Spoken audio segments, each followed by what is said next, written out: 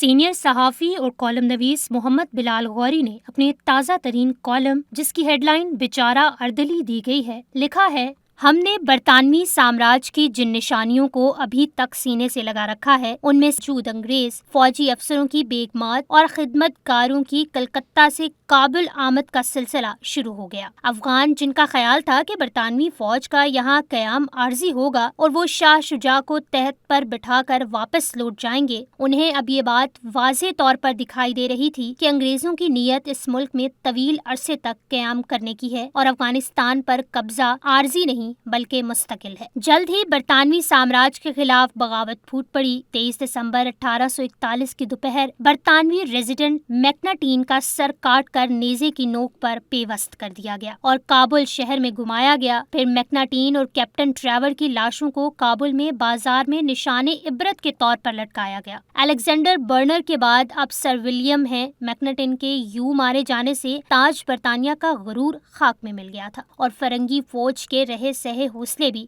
پست ہو گئے تھے۔ کمپنی سرکار کی فوج نے 6 جنوری 1842 کی صبح 9 بجے پسپائی اور رسوائی کے سفر کا آغاز کیا، جسے تاریخ میں ہمیشہ یاد رکھا جائے گا۔ کابل سے نکلنے والے لشکر میں 700 برطانوی فوجی، میکناٹین کی بیوی اور لیڈی سیل سمیت 34 گوری خواتین اور ان کے بچے، بنگال انفینٹری کے 200 سپاہی، بنگال کیولری کے 250 نوجوان، ارریگولر ہارس کے 1150 فوجی، شاہ شجاع کی فوج کے 400 سپاہی اور کم و بیش 1200 کیمپ فالوور یعنی خدمت گار شامل تھے۔ لگ بھگ 6000 کے اس لشکر میں صرف ایک شخص کیپٹن ڈاکٹر ولیم بریڈن بچ کر جلال آباد گریجن پہنچے تھے۔ بہرحال یہ تفصیل بتانے کا مقصد یہ تھا کہ اس وقت کے فوجی افسر اپنے بیٹ مین پر کس قدر انحصار کیا کرتے تھے۔ اردلی کلچر برطانیہ ہی نہیں، فرانس اور جرمنی سمیت کئی ممالک کی افواج میں مقبول رہا ہے۔ دوسری جنگ عظیم کے بعد دنیا بھر میں یہ رجحان ختم ہو گیا، مگر بھارت اور پاکستان میں بڑی فوج کے افسروں کو باوردی خدمت گار مہیا کرنے کا سلسلہ جاری رہا۔ اس کی توجیہ یا وجہ یہ پیش کی جاتی رہی کہ اگر فوجی افسروں کے گھروں میں سویلین خدمتگار تعینات ہوں گے تو عسکری کلچر سے نابلد ہونے کے باعث انواع و اقسام کے مسائل کا سامنا کرنا پڑ سکتا ہے اور پھر یوں حساس معلومات بھی لیک ہو سکتی ہیں۔ بھارت میں مسلسل اردلی کے کلچر کے خلاف بات چیت ہوتی رہی ہے۔ بھارتی فضائیہ اور بحریہ میں تو بیٹ مین کی سہولت بہت پہلے ختم کر دی تھی، مگر بڑی فوج جس میں اردلی کو سہائک کہا جاتا ہے، اس کے حوالے سے کئی بار یہ تجویز سامنے آئی کہ سامراجی دور سے جڑی اس روایت کو ختم کر دیا جائے۔ مارچ 2017 میں بھارتی ریاست مہاراشٹرا میں اردلی کی ڈیوٹی کر رہے ایک فوجی اہلکار نے افسروں کے ناروا سلوک کی ویڈیو پوسٹ کی، جو بہت وائرل ہوئی تھی، اور اس کے بعد اس اہلکار کی لاش ملی، جس کے بعد اس بحث نے نیا رخ اختیار کر لیا۔ وزیر دفاع سبھاش بھامرے کو راجیہ سبھا میں کہنا پڑا کہ فوجی افسروں کو مدد کے لیے فراہم کیے جانے والے سہائک بھی فوج کا حصہ ہوتے ہیں،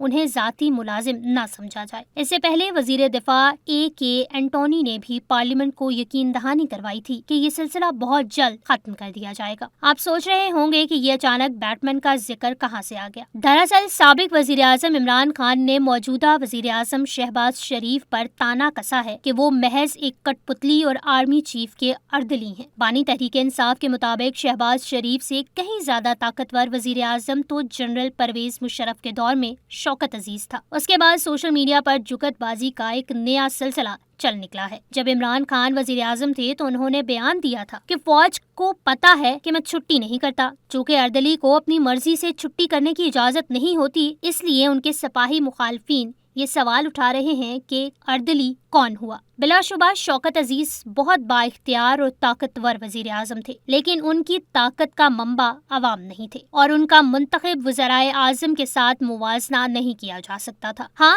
عمران خان چاہیں تو موجودہ حکومت کا اپنے دور سے موازنہ کر سکتے ہیں۔ سوال یہ ہے کہ اگر سربراہ حکومت کا منصب اتنا ہی توقیر ہو گیا ہے تو جناب عمران خان ایک بار پھر اردلی بننے کے لیے ایڑی چوٹی کا زور کیوں لگا رہے ہیں؟ کیونکہ انہیں اس بات سے کوئی پریشانی نہیں کہ وزیر اعظم کی حیثیت اردلی جیسی ہو گئی ہے۔ انہیں یہ گلہ ہے کہ بھرپور خدمت گزاری، فرض شناسی اور تابعداری کے باوجود انہیں اردلی کے منصب سے کیوں ہٹایا گیا؟ تو جناب اردلی فوجی افسر کی منشا اور مرضی کے مطابق تعینات ہوتا ہے۔ بعض اردلی چند سال نہیں نکال پاتے اور کچھ بیٹ مین ریٹائرمنٹ کے بعد بھی اپنے صاحب سے جڑے رہتے ہیں۔ بسا اوقات ریٹائرمنٹ کے بعد راہو رسم رکھنے والے صاحب احتساب کی زد میں آ جاتے ہیں تو اردلی کی پریشانیوں میں مزید اضافہ ہو جاتا ہے۔